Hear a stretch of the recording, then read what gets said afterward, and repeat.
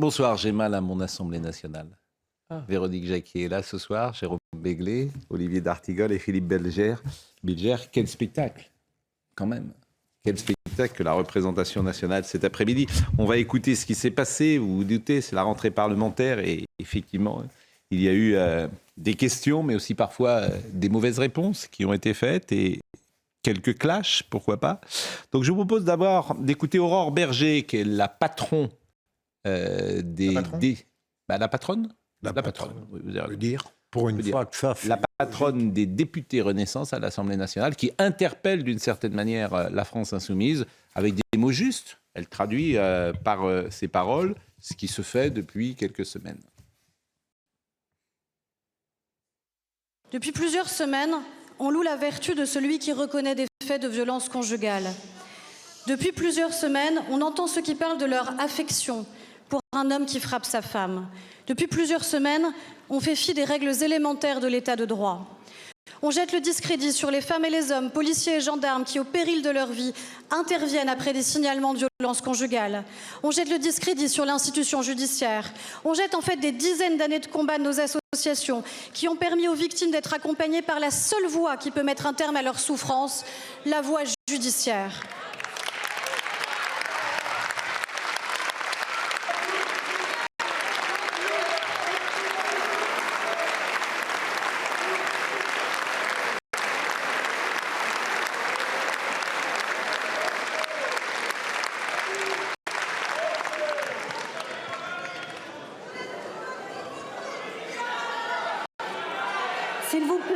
S'il vous plaît, mes chers collègues, seule Aurore Berger a la parole. S'il vous plaît.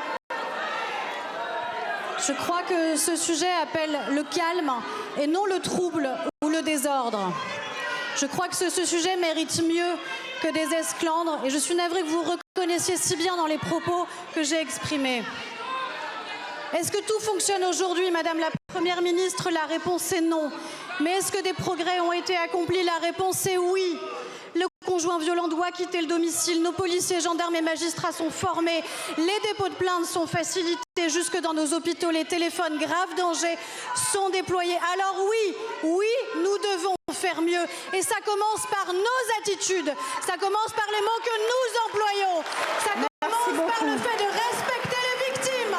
Ça commence par le fait d'être clair avec notre état de droit. Madame la... Alors vous avez peut-être vu au milieu de cette déclaration, de cette intervention, le geste de Sandrine Rousseau. Et le geste de Sandrine Rousseau, que je ne vais pas refaire ici, c'est un geste qui trouve son origine en 1972, d'après le magazine Elle. C'est au cours d'une convention organisée sur les crimes contre les femmes à la mutualité que la féministe Giovanna Pala réalise ce signe que vous voyez là. Ce triangle avec les mains, les pouces joints, fait écho à une célèbre une du journal féministe Le Torchon brûle. Et le geste de Sandrine Rousseau était une façon de critiquer l'intervention d'Aurore Berger à l'Assemblée nationale qu'elle accuse d'instrumentaliser l'affaire Quatennens. Mais tout ça était sans doute prévu parce que si vous faites très attention, Madame Rousseau, elle se retourne derrière les députés de la France Insoumise et de la NUPES et elle regrette qu'ils n'enchaînent pas. Sans doute avait-elle dit enchaîner avec moi. Et elle se retrouve tout seule à faire ce geste-là. Je ne sais pas si vous avez une première... Politiquement, peut être le signe de quelque chose. Il paraît que ce geste vient d'Italie, m'a-t-on dit. C'est la féministe Giovanna Pala. Ah oui, c'est ça, vous aviez raison. C'est ce que je dis. Oui. Mais ce qui est intéressant, c'est que Mme Berger dit quelque chose qui est partagé par le plus grand nombre. C'est-à-dire que la France insoumise, depuis quelques semaines, a un comportement, mais aussi a des paroles qui sont inadéquates, disons, sur l'affaire Quatennens et sur d'autres affaires, et notamment par la voix de Jean-Luc Mélenchon. Donc c'est ça qui est intéressant. Je vous propose d'écouter les réactions, avant les réactions d'ailleurs, d'écouter une séquence avec Mme Obono qui va invectiver la présidence de l'Assemblée nationale, mais également la Première ministre. Et vous allez voir cette séquence qui montre aussi, qui traduit tout simplement un climat qui existe aujourd'hui au sein de la France insoumise. C'est en effet un sujet sérieux et je voudrais continuer à vous préciser les actions qui ont été engagées depuis 2017. Madame Obono. La lutte contre les violences conjugales est un combat fondamental. J'y tiens. Le gouvernement continuera à le mener avec force, avec les associations, avec les élus, avec toutes celles et tous ceux qui veulent s'engager. Je vous remercie.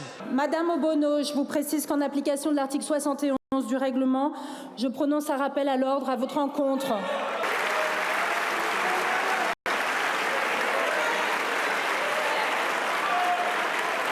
Madame Obono, vous continuez à invectiver l'Assemblée et à invectiver la présidence, si c'est ce que vous faites. Donc je prononce un rappel à l'ordre avec inscription au procès-verbal. Ce qui est une... Tout ça est très codifié. Oui, ce qui est une... comment dire... Une sanction. Une sanction financière. Alors, financière, rappel, il n'y a rien. Quart, je crois, de ça. Rappel avec inscription, c'est un quart. Et la censure, c'est la moitié d'indemnité. Mais Madame Obono le sait très bien, il y a beaucoup de théâtralité, tout ça est très téléphoné. Qu'est-ce qui lui était reproché, là, Pascal? D'invectiver, manifestement. Mais c'est un climat. Je ne suis pas sûr que ce soit théâtralisé, comme vous le dites. Je pense que ils ne savent pas se tenir, si vous me permettez. Ils ne savent pas. Ce qui me choque, c'est la vulgarité de tout ça. Je pense c'est très vulgaire. D'ailleurs, j'ai l'impression qu'elle a un chewing-gum. C'est pas Gabin. J'ai l'impression, mais il me semble qu'elle a un chewing-gum à l'Assemblée nationale. Pardonnez-moi, mais je pense que c'est pire que tout. C'est-à-dire que l'Assemblée nationale peut être un sanctuaire. On peut s'invectiver, mais avec intelligence, avec des arguments, avec de la culture politique. Là, on a l'impression vraiment que c'est la rue qui arrive à l'Assemblée, avec ce petit côté canaille et révolutionnaire savamment entretenu par la France insoumise, qui de toute façon n'a pas envie de prendre de gants, il n'a pas envie de bien se tenir. C'est canaille, je trouve que c'est sympathique. Le mot canaille, il est sympathique. Moi, je trouve que c'est des gens très vulgaires. Ah mais c'est très vulgaire. C'est une manière de mener un débat. Disons le chose, c'est très vulgaire. Très irrespectueux. C'est discourtois, irrespectueux et vulgaire. Le signal que ces gens-là envoient à certains de leurs électeurs, pas à tous leurs électeurs bien entendu, mais à certains de leurs électeurs, c'est oui, on a ce petit côté révolutionnaire, oui, on veut fracturer la société, et oui, on veut pas que ça se passe bien dans l'hémicycle. Cela dit, moi je suis extrêmement choquée par ce que nous venons de voir, parce qu'il y a quand même des vrais sujets en France, autrement que cette histoire de nombrilisme, de guerre des sexes, de violence conjugale, où de toute façon on met les sujets sur le tapis, mais on ne les règle pas, parce que certes la volonté politique ne sera jamais suffisante pour la régler. Elle n'est pas là pour être dans la chambre à coucher de tout Français. Voilà. Sans vouloir rendre hommage à M. Mélenchon, c'est pas du tout mon propos, je pense que ceci ne serait pas arrivé s'il était à l'Assemblée. Il savait quand même tenir ses troupes. Il avait quand même un respect du rôle d'un parlementaire, du rôle de l'Assemblée, et ça ne dépassait pas un certain degré de vocifération ou de... C'est possible. Alors écoutons Madame Obono, Madame Rousseau, Madame Autain. Les députés de la France Insoumise viennent de Riscard, donc c'est à eux aussi de tenir les troupes. Non, mais c'est intéressant d'écouter Madame Obono, Madame Rousseau, Madame Autain, parce que là encore, on les écoute et on comprend leur psychologie. Elles sont dans un climat de toute puissance aujourd'hui. Elles ne se maîtrisent plus elles-mêmes d'une certaine manière. Et vous allez voir le niveau d'agacement, d'énervement qu'on sent dans ces interventions. Écoutons-les.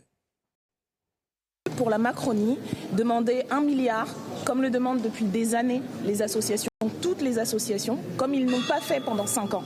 Demander 1 milliard à Madame la ministre Borne vaut un rappel au règlement et considéré comme une invective. Tout ça, c'est même pas du cinéma. Ça montre à quel point ils n'en ont rien à faire, en fait, de cette question. Pour eux, c'est un outil de communication. Nous sommes engagés dans ces luttes depuis des années.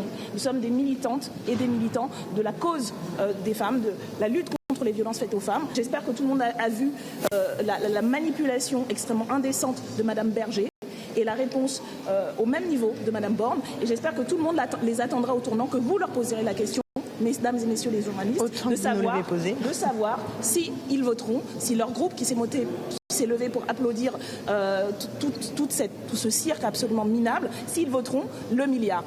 La lutte contre les violences faites aux femmes mérite bien mieux que des jeux politiciens. Et là, franchement, c'était indécent. Avec Gérald Darmanin, avec Dupond-Moretti, Éric Dupond-Moretti, avec Damien Abad, franchement, c'était indécent. Nos corps méritent mieux que ça. Notre justice mérite mieux que ça.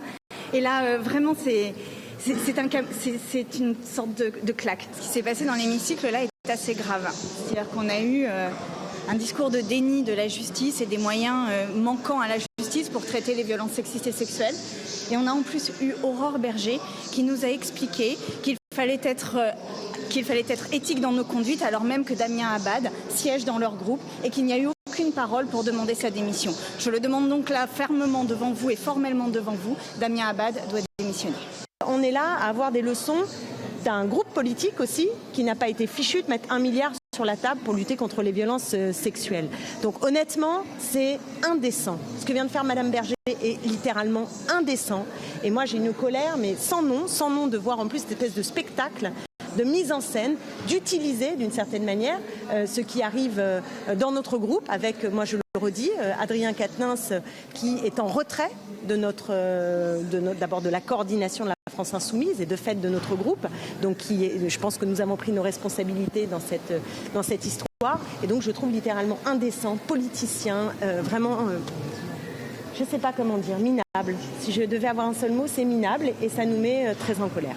Il n'est pas en retrait, Adrien Quatennens, puisqu'il n'a pas démissionné de son rôle de député. Il a ce qu'on appelle un emploi fictif aujourd'hui. C'est-à-dire qu'il ne travaille pas, il ne va pas à l'Assemblée nationale et il touche... Non, moi, je ne dirais pas ça. Mais il est payé. Il est élu. On appelle un emploi fictif. Ça ne veut pas dire qu'il ne va pas reprendre son activité. Il est en retrait. Parlementaire, oui, mais il va pouvoir peut-être reprendre son activité, se mettre à disposition de la justice, reprendre son activité. Ou alors, on va au bout. Alors, on va au bout. Le garde des Sceaux doit démissionner. Mais justement. Non, attention, parce que sinon, en termes de proportionnalité de tout ça, on y perd son atteint. On y perd son atteint. Ce n'est pas un métier, c'est un mandat. Il a été élu. Sauf qu'Adrien Quatennens, lui, il a reconnu les faits alors qu'il les nie. Oui, mais c'est un. Mais est-ce qu'il peut y avoir après le processus judiciaire? Non, mais Pascal. Mais bon, en plus, moi, sur l'affaire Quatennens, au départ, j'avais plutôt envie de le défendre d'une certaine manière. Je ne suis Est-ce qu'on peut faire baisser la température sur tous et les laisser faire? Mais attendez, baisser la température, c'est la France Insoumise. Oui, mais je trouve que vous êtes même très sévère avec la France Insoumise. Parce qu'il y a les grossièretés, les vulgarités du langage, mais ce qu'elles disent relève d'un affrontement idéologique. Je veux dire, ça n'est pas scandaleux ce qu'elles ont dit les trois là. Je ne vois pas, on n'est plus habitué à des affrontements authentiques. Lorsqu'elles parlent correctement, me semble-t-il, ces femmes ne déshonorent pas... La question du milliard, c'est juste. Oui, je ne déshonore pas là... Il me semble. Et puis, je rejoins ce que disait Olivier. Les dénonciations d'Aurore Berger auraient plus de sens si, invoquant l'état de droit, elle-même, dans son camp, il était respecté. Ça me perturbe un peu, ça. Pourquoi il n'est pas respecté? L'ancienne mandature, pour certains députés de son groupe, elle n'est pas respectée. J'aimerais que vous m'expliquiez comment ce premier quinquennat a commencé par nous promettre une république irréprochable et de fait a fait démissionner un grand nombre de ministres qui avaient été mis en examen. Et c'est le premier exemple politique où au fil des mandats, on a de moins en moins d'exigences. C'est quelque chose qui me frappe. Oui, non, mais ça, c'est une chose. Mais ces trois femmes sont dans la diversion. Enfin, c'est une entreprise de diversion. C'est gros comme une maison, quand même. Elles attaquent Damien Abad, alors que dans leur camp à gauche, c'est quand même là qu'il y a le plus d'hommes impliqués dans des affaires de mœurs. Il y a Éric Coquerel qui est quand même toujours en place à la tête de la commission des finances, alors qu'il a une plainte qui a été déposée contre lui. Il y a donc bien entendu Quatennens, il y a Bayou.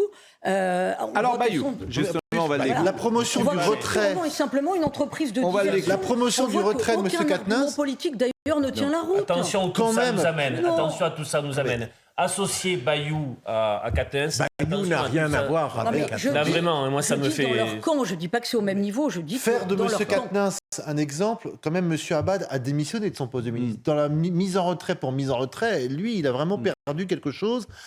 Alors que je vous rappelle, à son poste de ministre, alors que je vous rappelle que la justice n'est pas passée, que ni les uns, ni les autres, ni les troisièmes, ni le quatrième n'ont été formellement condamnés.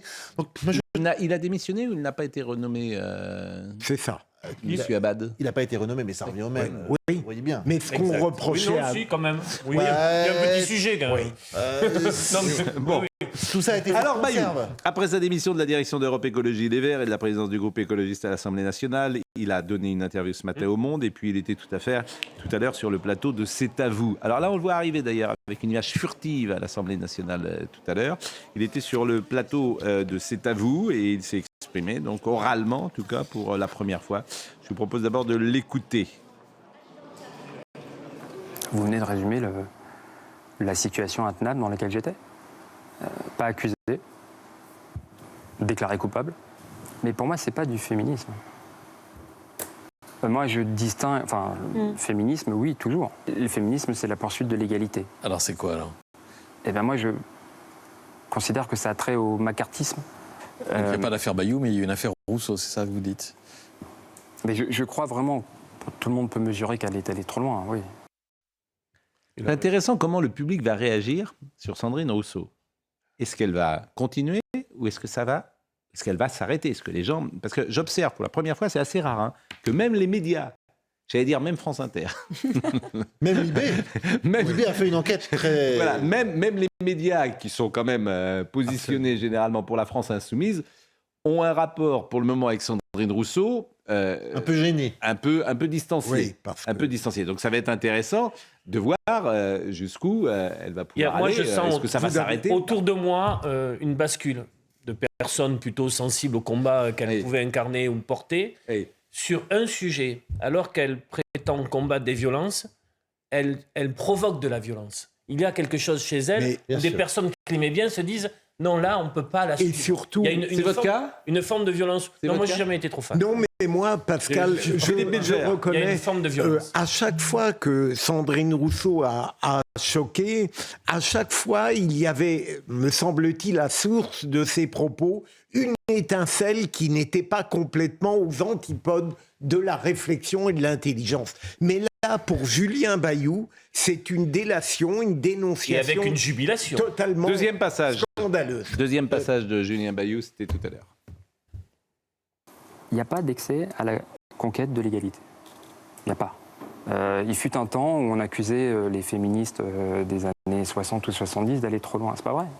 Ce qu'elles faisaient à l'époque est aujourd'hui rigoureusement nécessaire. On s'en rend compte chaque jour. Les avortements clandestins du MLF, par exemple. C'est tout à fait différent de mettre quelqu'un sous surveillance, de lancer des anathèmes. Donc c'est un féminisme, un combat féministe qui masque un règlement de compte ou une vendetta? Oui. En tout cas, c'est tout à fait différent du féminisme et du combat pour l'égalité. C'est intéressant parce qu'il revient de ce qu'il a porté comme combat pendant des mois, voire des années. Cet écoféminisme, ça faisait quand même partie de l'ADN des Verts. Alors maintenant que lui est attaqué, il en revient. Mais maintenant, pour dire un mot sur Sandrine Rousseau, c'est une construction politique. Sandrine Rousseau, c'est quelqu'un qui n'existe que dans la radicalité et qui existe maintenant par l'hubris, c'est-à-dire par l'orgueil de ce qu'elle génère. Donc c'est un objet politique qui devient non identifié et bientôt non identifiable, mais qui peut être extrêmement dangereux. Et son camp s'en rend compte. Oui, mais bon, c'est la révolution des vers ses enfants. Hein. Après, on le voit, c'est des mécanismes. Vous connaissez le proverbe romain de la roche du Capitole à la roche tarpéienne, il n'y a qu'un pas, et je pense que Madame Rousseau a fait la moitié de ce pas. Mais ça n'est pas sûr. C'est pas certain, je vous assure. On va écouter Éric Dupond-Moretti, après je vous donne la parole, sur précisément Sandrine Rousseau, qui, moi, ce qui me frappe, c'est qu'elle dit des choses qui sont fausses. Par exemple, elle a dit qu'elle avait été sifflée sur la place de la République, place de la Nation ou place de la République, et que Laurence Rossignol l'avait été aussi. Pas vrai du tout. C'est faux. C'est factuellement faux. Absolument. Et elle dit, j'ai été sifflée comme les autres femmes. Non, c'est vous, Madame Rousseau, qui êtes sifflée. C'est pas vous. C'est pas parce que vous êtes une femme que vous êtes sifflée. C'est parce que c'est vous. C'est parce que vous êtes Madame Rousseau. Exactement. Parce que vous êtes Madame. Voilà. Donc, elle dit des choses factuellement faux. Appelons ça pourquoi pas des mensonges. Et écoutez Éric Dupond-Moretti qui a souligné également un mensonge. Madame Rousseau a publiquement dit hier que les classements sans suite dans les affaires de violences faites aux femmes étaient en augmentation. C'est un mensonge absolument éhonté. Soit Madame Rousseau ne connaît pas son dossier, soit, ce qui est encore pire, elle présente à la presse un mensonge. En réalité, il y a davantage de plaintes et donc davantage de classements, mais en proportion, il y a beaucoup plus de poursuites. Bien sûr, plus de plaintes, plus de classements, mais également, et c'est extrêmement important, c'est le contraire de ce qu'elle a dit, nous poursuivons davantage, nous sanctionnons plus sévèrement. Bon, voilà en tout cas ce qu'on pouvait dire ce soir sur cette séquence de l'Assemblée nationale. On a un peu honte quand même. Hein. Non, non, on n'a pas. Non, mais c'est pas le spectacle navrant. C'est un tout petit peu la rançon d'une majorité relative. C'est pas Clémenceau et d'un pluralisme. Non, mais Jaurès et... Non, mais on n'a pas non plus connu Clémenceau sans rentrer à Clémenceau. Moi, j'ai jamais connu Clémenceau à l'Assemblée nationale. On a eu au cours des dernières années des moments parlementaires qui étaient non plus pas très glorieux. Oui, mais moi, je vous assure, c'est pas ça. S'aligner sur le bas. Vous dites honte, et je vous assure, c'est pas ça le sentiment qui domine chez moi. Moi, ça me fait de la peine, en fait, de voir ce pays dans l'état dans lequel il est. Moi, j'ai une forme de chagrin de voir le niveau intellectuel, culturel à l'Assemblée nationale de ces gens. J'entends Madame Rousseau, elle dit n'importe quoi. Elle dit n'importe quoi. Dans un climat parfois de colère, de ressentiment, de passion triste, de haine, pourquoi pas un mélange de tout ça qui peut me faire de la peine. Voilà, c'est ça. C'est-à-dire que moi, je veux bien de l'affrontement idéologique, de l'affrontement d'idées. Je veux bien tout ça. Au contraire, même. Par exemple, Fabien Roussel, on peut discuter avec lui. Il a une vision de la société qui est très contraire à d'autres. Mais c'est intéressant, pourquoi pas? Je ne partage pas forcément, mais c'est intéressant. Et il y a un certain niveau de contradiction. Là, on ne peut plus discuter. C'est-à-dire qu'avec Mme Obono, avec Mme Rousseau, avec Mme Autain, tu ne peux plus discuter. Il n'y a pas d'échange possible, me semble-t-il. D'ailleurs, c'est pour ça que peut-être qu'ils ne viennent pas sur ce plateau. Je les invite volontiers. La question, c'est de quoi Sandrine Rousseau est-elle le nom? Oui. Ce qui est intéressant, c'est aussi le fait qu'elle tétanise son propre camp. C'est-à-dire qu'il y a longtemps qu'il pourrait quand même lui tomber dessus à bras raccourcis. Bien sûr, oui, mais ils ont peur. Mais moi, j'invite Mme Rousseau, je lui dis... Voilà. Je dirais pas ça de Mme Coffin. Moi, j'ai eu un échange avec Alice Coffin, c'était vraiment passionnant. Vraiment absolument passionnant, parce qu'elle est très intelligente, Alice Coffin, elle est radicale, c'est une militante, mais c'est très intéressant d'échanger avec elle. Là, j'ai l'impression que tu ne peux pas discuter, en fait. La pause.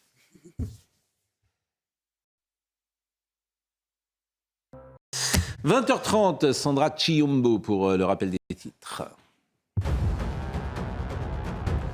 Paris veut geler les avoirs et droits de voyager de responsables iraniens. Après Washington, l'Union européenne souhaite également examiner de nouvelles sanctions. Elle vise à répondre à la répression actuelle en Iran. Au moins 92 personnes ont été tuées depuis le 16 septembre, selon l'ONG Iran Human Rights.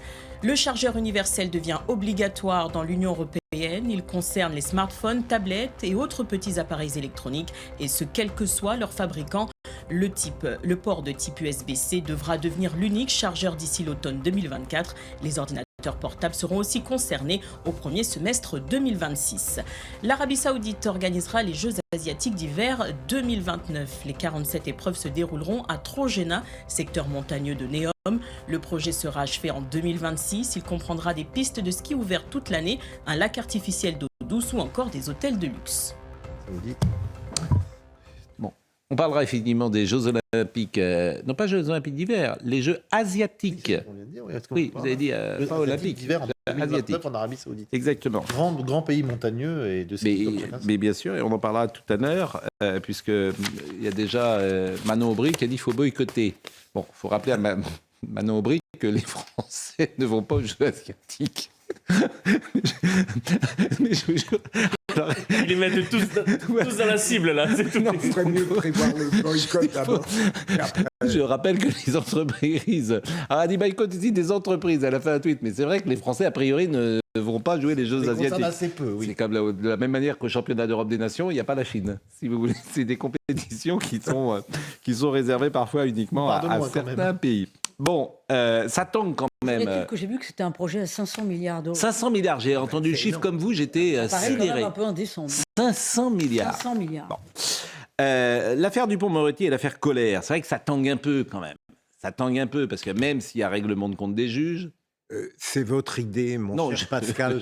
Peut-être devriez-vous l'abandonner. D'accord. C'est un peu la mienne aussi, mon cher Philippe. Mais vous devriez l'abandonner. Je me dénonce tout seul. Non, mais il est assez paradoxal qu'on reproche aux juges des infractions qu'ils ne créent pas, des procédures qui naissent de comportements et d'actes. D'accord.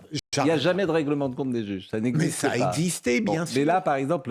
mais là, ça n'est pas le cas, là, Pascal. Là, non, on n'arrête pas de vous le dire. Pour là, tout non. vous dire, C'est très difficile, comme toujours, sur un dossier judiciaire, d'avoir une expertise totale. Mais c'est pas lui. Nuancé dans ce domaine. Mais ne dites pas ça. C'est pas lui qui avait initié, puisqu'il a repris. Nous sommes d'accord. C'est son argumentation. C'est vrai ou pas? Oui. Son argumentation, c'est vrai ou pas?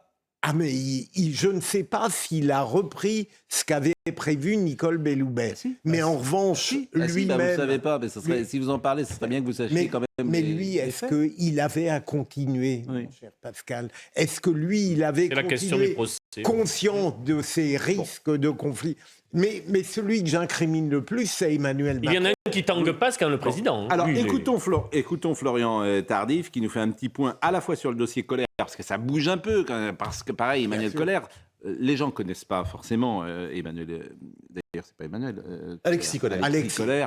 Je pense que les gens ne connaissent pas, le grand public ne le connaît pas, mais c'est quand même le secrétaire général de l'Élysée. C'est une des personnes. C'est le monsieur qui annonce la composition du gouvernement. Et parfois, on dit même que c'est le vice-président. Dans certains cas, il a plus de pouvoir que le Premier ou la Première ministre. Oui, mais surtout parfois, c'est lui qui influence, et même peut-être au-delà, Emmanuel Macron. Écoutons Florian Tardif qui nous fait un petit point là-dessus. C'est pour éviter que le débat autour de la démission d'Alexis Koller et d'Éric Dupond-Moretti ne fasse les gros titres qu'ils ont été immédiatement confirmés dans leurs fonctions, suite pour le premier à sa mise en examen pour prise illégale d'intérêt et pour le second au renvoi en procès devant la Cour de justice de la République. Pourquoi? Tout simplement parce que depuis son arrivée à l'Élysée, Emmanuel Macron ne souhaite pas céder à la pression judiciaire. Il en a même fait un point d'honneur lors du quinquennat précédent. Quelques jours à peine avant la mise en examen d'Éric Dupond-Moretti, une phrase avait fuité comme par hasard du Conseil des ministres, phrase prononcée par Emmanuel Macron. La justice est une autorité, je le cite, pas un pouvoir. Je ne laisserai pas la justice devenir un pouvoir dans notre pays. Concrètement, Emmanuel Macron veut montrer qu'il n'entend pas céder à la pression judiciaire, et ce, en toutes circonstances, y compris lorsque c'est son ministre de la Justice qui est visé, ou bien son bras droit à l'Élysée, contrairement à son prédécesseur, François Hollande. Il ne s'est fixé aucune règle, ou presque, pas de démission sans condamnation. Et vous voyez, Pascal, ce qui me scandalise derrière l'attitude d'Emmanuel Macron, parce que Éric Dupond-Moretti, on lui propose d'être garde des Sceaux. Après avoir dit non à une certaine époque, il accepte, c'est un honneur qu'on ne refuse pas. Mais comment un président de la République, qui derrière son discours soyeux et superficiel, méprise profondément les juges, avait-il pu nommer un garde des Sceaux dont toute l'activité d'avocat sur le plan intellectuel était dénigrer la magistrature? Imaginons que ça soit produit dans un autre département ministériel. Et pourquoi vous dites qu'il dénigrait la magistrature? Il était comme tout simplement... Non, il était en affrontement. Non, moi, je l'ai entendu dire... Alors, je ne vais pas défendre Éric Dupond-Moretti, mais je l'ai entendu dire parfois du bien de certains juges. Mais Pascal, là, vous faites une erreur pour une fois. Ah bon? Je veux dire... Retirez-le pour une fois. Il y avait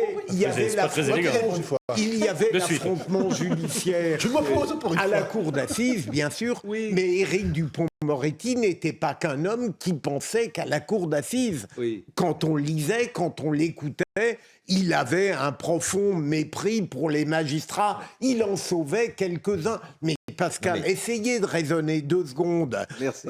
Non, mais c'est beaucoup. C'est beaucoup. On nommerait ministre de la communication, par exemple, quelqu'un qui détesterait profondément les journalistes. Oui. Est-ce que vous trouveriez ça normal? N'importe quel journaliste déteste ses confrères. Non, je comprends dans vos propos. Dérision, mais vous avez tort. Lui-même avait théorisé le fait qu'il ne pourrait être en aucun cas garde des Sceaux au regard de son pédigré. Je comprends dans vos propos que désormais le garde des Sceaux est interdit aux avocats. Il faut être juge, il faut avoir été magistrat, il faut avoir été avocat général, mais avocat, comme forcément vous êtes opposé à des juges, vous les avez combattus, mon cher Jérôme, vous n'avez plus le droit d'y avoir accès. Badinter était avocat. Mon cher Jérôme, j'ai entendu cet argument hier. Il peut être discuté. Parce que Éric Dupond-Moretti est un avocat qui n'a fait pratiquement que de la cour d'assises et qui, je le répète, a détesté la magistrature avec une continuité. Quelle preuve vous avez qu'il déteste la magistrature? Mais il suffit. Mais attendez, Jérôme, il leur envoyait des petites lettres de menaces, mais il suffisait de se tenir au courant de l'actualité. Ou alors de le lire. Oui. Vous nous expliquez que là, c'est un règlement de compte. Oui. Non, pas du tout. Quand on suit votre démonstration, Oui, on est dans le règlement de compte. Mais de sa part Vous à vous lui... souvenez quand même que le syndicat de la magistrature, à peine est-il nommé, dit Non, que mais on a c'est eu cette conversation. que c'est une déclaration de guerre, mais ça ne vous choque pas. Mais ça bien sûr, c'est une déclaration de Non, mais guerre. Philippe Bilger considère qu'un ministre de la Justice doit être magistrat. Oui, Point. non, Voilà. mais pas du tout. Mais si, c'est on Jacques a eu, Chirac. mais non, on a eu le pire ministre en tant que magistrat pratiquement. C'était qui? C'était Pierre Arpaillange. Mais attendez, on a le... Non, c'est faux, Pascal. Allez, avançons. On a le droit tout de même d'être nuancé. Oui, on a le la droit. comparaison avec Saint-Louis et le mais chef. c'est vrai. Mais c'est vrai qu'il y a entre les avocats et les grands... En fait, il y a entre les très grands avocats et les juges une forme de haine. défiance C'est permanente. faux. Les très grands avocats, ils apprécient les magistrats. Oui, mais il y a, que vous le vouliez ou non, quand un magistrat a devant lui un grand avocat et qu'il sait ce que gagne cet avocat et que lui, magistrat, il y a un réflexe de classe. gagne Mais attendez, 50 Pascal, fois moins, j'en ai 100 fois moins, rencontré énormément évidemment, ça crée un rapport. Et vous le savez comme moi. Mais là, c'est une vous le vision savez. épouvantablement Non, mais basique. il a raison. Alors là, pour une fois, Mais il a vous le raison. savez comme moi, parce que tout le monde le sait. Parce que les avocats gagnent beaucoup d'argent. C'est fini. C'est fini. Mais non, les très grands avocats gagnent beaucoup d'argent. Et ils ont en face d'eux des gens qui en gagnent pas suffisamment. Et ça crée un rapport, évidemment. Vous avez quelques grands avocats qui gagnent beaucoup, mais le reste, c'est un prolétariat. Non, mais je parle des grands, moi. Je parle des grands. Là, on parle des avocats de pénal. Vous connaissez les pénal des affaires. Mais vous avez vu le patrimoine de M. Dupond-Moretti? Bien sûr. Bon, Mais- vous pensez qu'un magistrat en fin de carrière, il a 100 fois moins ça. Donc ça crée un rapport parfois de terminer. ressentiment. Pascal, non, ça n'est pas pour ça qu'il a été... Allez, on avance. On avance. Écoutez cet échange entre M. Vallot et Mme Borne à l'Assemblée nationale cet après-midi. La présidente, Madame la Première ministre, nous avons appris hier que le garde des Sceaux, mis en examen depuis juillet 2021, était renvoyé devant la Cour de justice de la République. Il a fait un pourvoi en cassation. En 2017, le candidat Emmanuel Macron, aujourd'hui président, affirmait que tout ministre mis en examen devrait démissionner. Je voudrais savoir ce que vous pensez aujourd'hui de cette déclaration. Voyez-vous, je ne crois pas qu'il soit démocratiquement sain que des décisions de l'autorité judiciaire soient commentées ici, dans l'enceinte du pouvoir législatif, par un membre de l'exécutif. Là où M. Vallot a raison, et c'est dévastateur pour Emmanuel Macron, c'est qu'il dit tout et son contraire. Bien sûr. C'est ça son problème numéro un. C'est-à-dire que le nucléaire est par terre et il dit qu'il y est pour rien, alors que c'est lui qui a pris les décisions. De la même manière, en 2017, il dit les ministres en examen démissionnons et il ne le fait pas. Et ça, c'est dévastateur. Mais rappelez-vous le début, vous pouvez prendre le, pour faire dans écho, tous les sens. à ce que disait Philippe Bilger. Si on se rappelle le début du premier quinquennat, François Bayrou quitte la place Vendôme pour un dossier beaucoup moins sulfureux que ce qui aujourd'hui frappe Dupond-Moretti. Or, Dupond-Moretti reste. Marine Le Pen, écoutez-le sur la démission ou pas d'Éric Dupond-Moretti.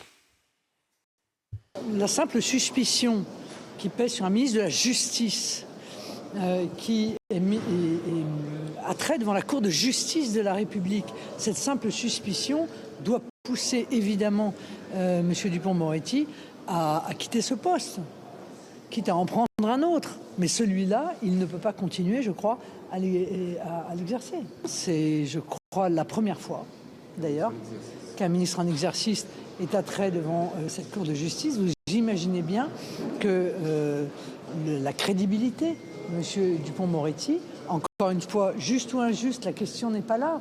Coupable ou non coupable, la question n'est pas là, mais sa crédibilité est mise en cause comme ministre de la Justice.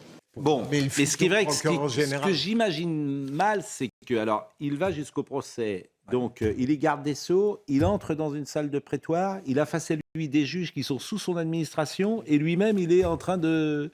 En tout cas, donc là, il y a quand même quelque chose. Là, il doit se mettre en retrait, j'imagine, pendant les 15 jours du procès ou les 3 semaines. C'est ça qui me paraît curieux. Vous savez mais bon. pourquoi il est maintenu? Oui. Notamment parce que ça lui permettra de nommer le futur procureur général qui, théoriquement, sera celui qui succédera à François Molins. Il est aussi maintenu parce que Emmanuel Macron le récuser, ça serait reconnaître son erreur. Emmanuel Macron a horreur. Mais c'est là où, justement... Donc on a aussi beaucoup de psychologie là-dedans. Le Qatar.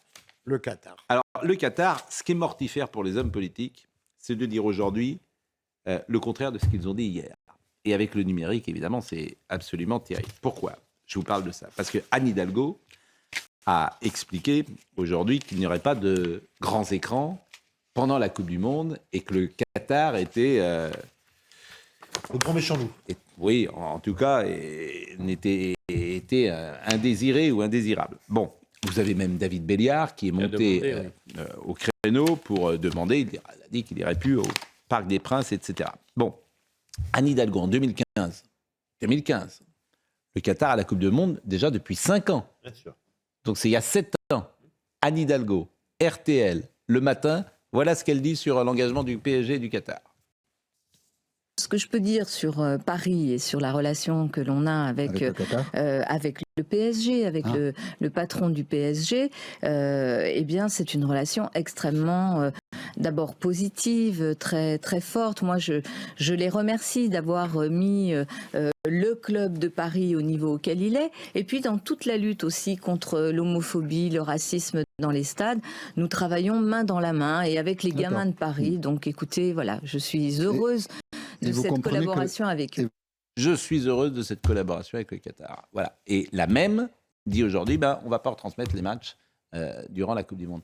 Donc c'est mortifère, en fait, pour les hommes politiques. Vous pensez, Pascal, écoutez, derrière toute contradiction, il n'y a pas malhonnêteté. Je veux dire, même nous, on a pu changer d'avis sur des problèmes importants, même vous, Pascal, et je le dis sans ironie. Vous avez un exemple Récent qui remonte à moins de 10 ans.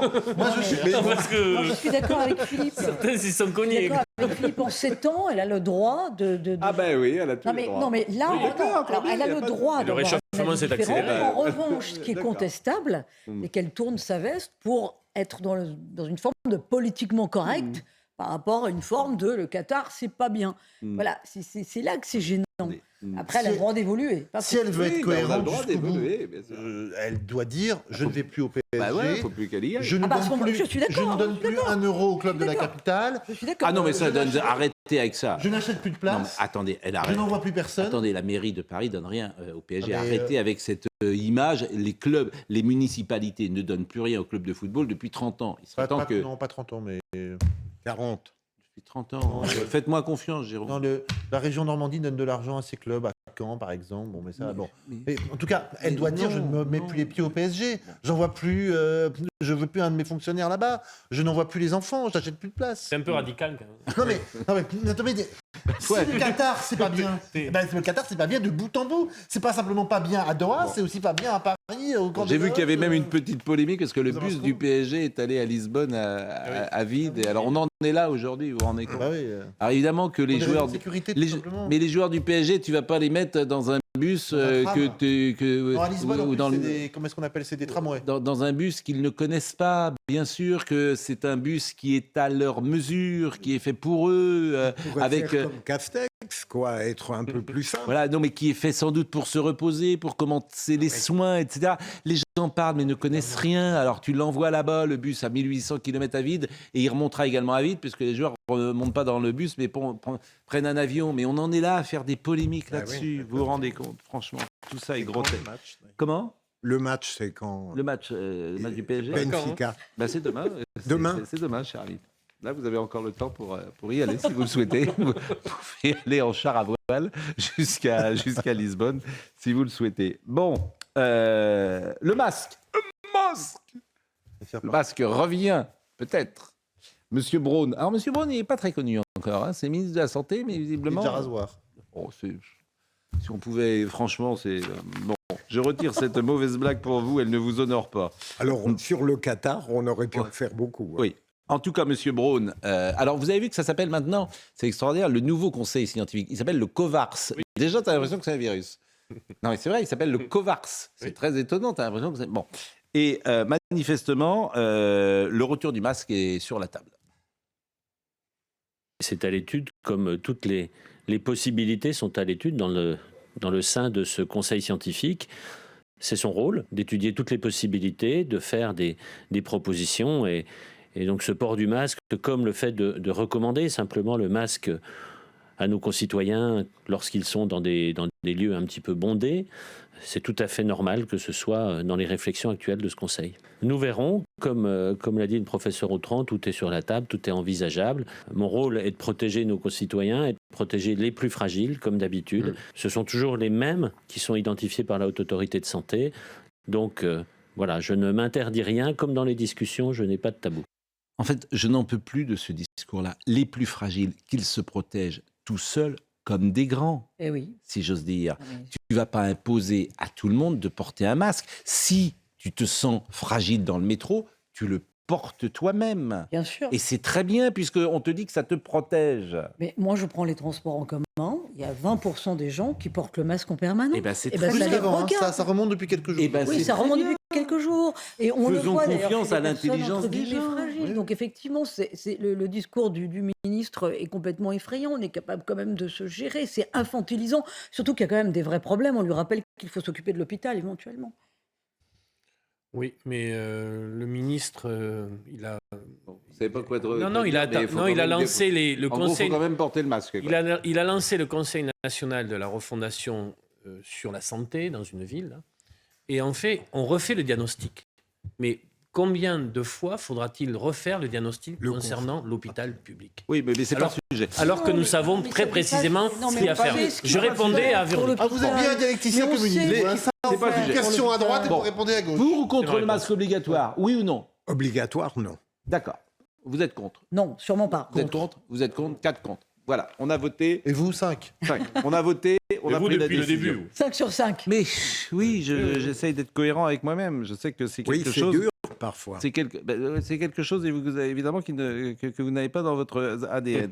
Les Jeux asiatiques en Arabie Saoudite. C'est vrai que l'Arabie Saoudite a été désignée pour accueillir les Jeux asiatiques d'hiver de 2029 à Neom, une future mégapole futuriste en construction. On va voir des images d'ailleurs pendant qu'on parle, c'est tout à fait étonnant. Puisque les Jeux asiatiques, compétition organisée tous les 4 ans, sont considérés comme le second événement multisport le plus important au monde après les Jeux Olympiques. Ils rassemblent près de 12 000 athlètes, vous voyez.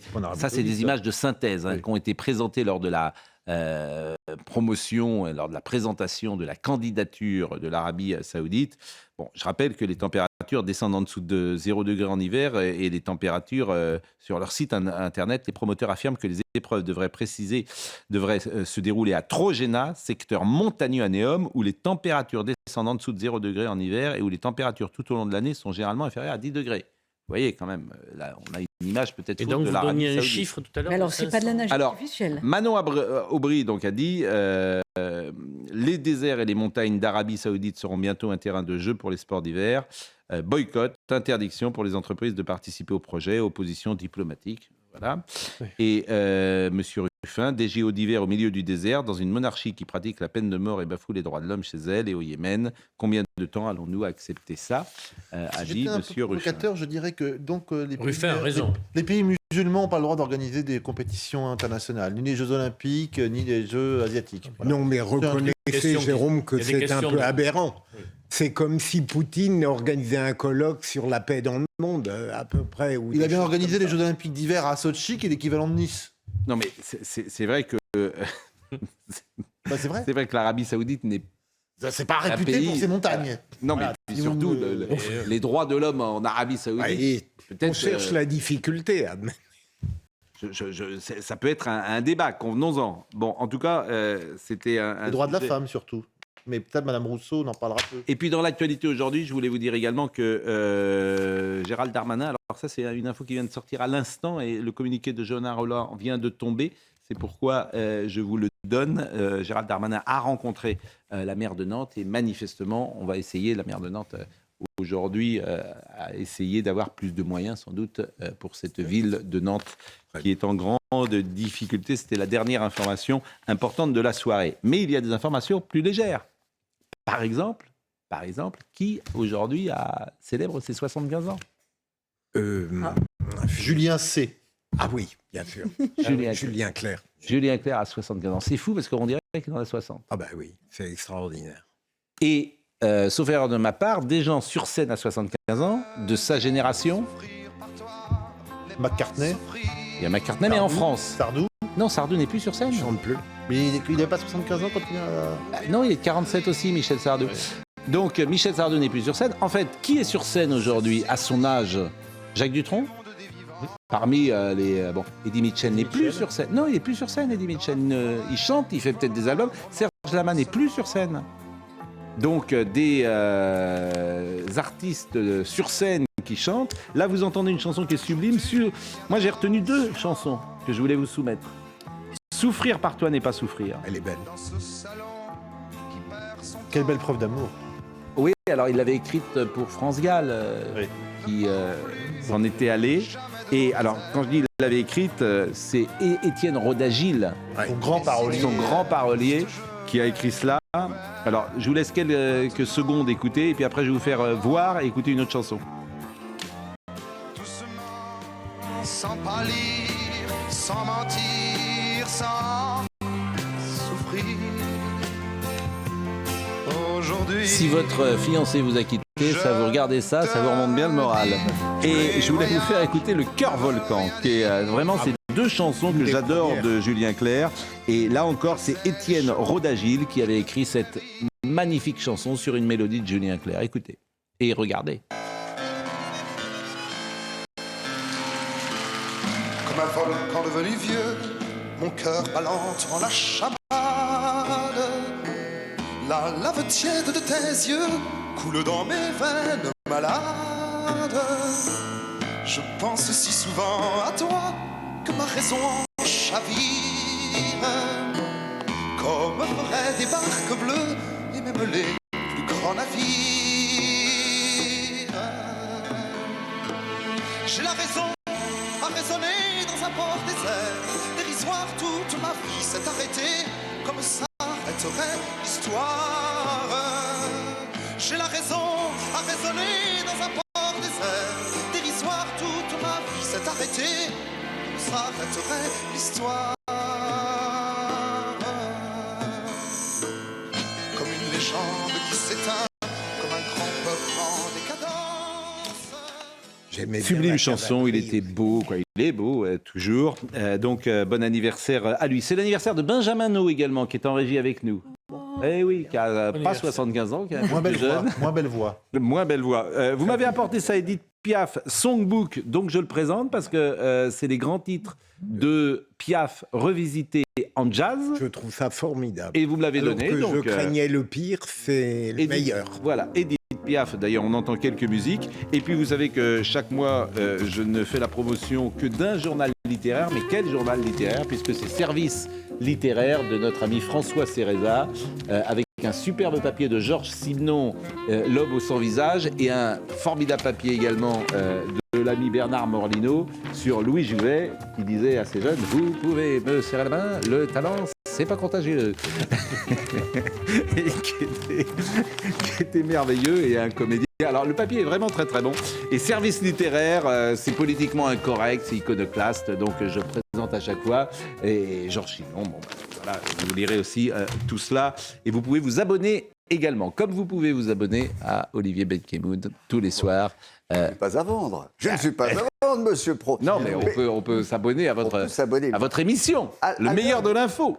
À l'heure du féminisme, vous êtes posé la question, Pascal, de savoir si Julien Clerc pourrait continuer à chanter toutes ses chansons. Mélissa Métis d'Ibise, elle est sainte ou pointue? Ne dites jamais que je l'ai... Oui. Mélissa Métis d'Ibise n'a plus sa vertu, a toujours sa vertu plutôt. Oui. Voilà. Donc c'est l'histoire d'un mateur en fait qui va voir une jeune fille. Oui. Voilà. Et même ils sont plusieurs mateurs. Oui, il serait possible que cette chanson, c'est la culture du viol. Peut-être. Et il leur dit je vous aime à la fin. Oui. Vous comprenez, je provoque en disant cela, mais effectivement, un mateur qui regarde, on pourrait l'interpréter, certains pourraient l'interpréter comme une chanson du patriarcat. On la chante plus alors? Autre chose? Non, rien. Non, mais c'est tout. C'est le programme que vous avez, c'est ça, ce soir. Mais le programme, ça va être le patriarcat, le matriarcat, l'Assemblée nationale, quoi. Eh bien, écoutez, on va vous écouter avec plaisir. Benjamin No était donc avec nous ce soir et il va tous nous inviter au restaurant dans quelques minutes pour célébrer son anniversaire. On le remercie. Jean-Luc Lombard était à la réalisation. Bouka Abella était à la vision. Rodrigue Le Prado était au son. Merci donc à Benjamin, à Léo Marcheguet et à Lucas Busutil. Rendez-vous demain. Merci.